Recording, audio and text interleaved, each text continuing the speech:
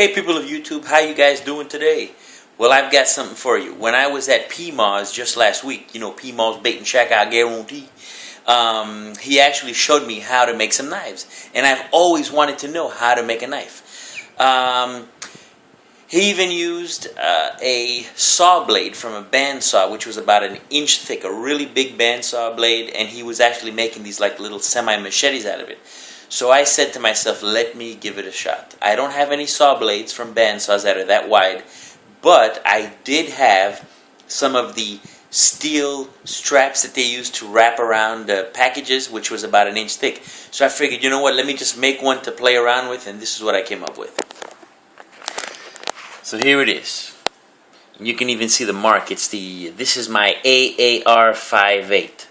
It's got a full tang all the way across with a 5/16 nut. The way I made this was I cut a piece of 1-inch steel, or I took a piece of that strap and, you know, cut that length of it, and then I tapered the ends, and then I had a piece of 5/16 threaded rod steel that I cut a groove into it where the knife slid into that, and I went ahead and I welded it. And to the end of it, I attached this 5/16 nut right after making a hole through this solid piece of pine. You know, my choice of handle wasn't the best. I figured pine might break eventually, but you know what? For a free knife, it's pretty cool. The handle fits really nice in your hand. Just to give you some perspective, here's my hand, and here's the knife. So I could have made the blade, the handle a little bit bigger, but it fits pretty good. And I figured with this nut in the back, I could use it as a glass breaker if anything ever happened. The blade is super sharp, and it's very, very thin, so it's pretty flexible, as you can see. Very, very flexible.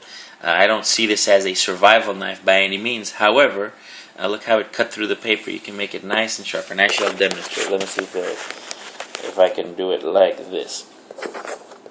So if I take the paper, here's my paper, and I can just go. Did you see that? So in one shot, I got it to be pretty sharp.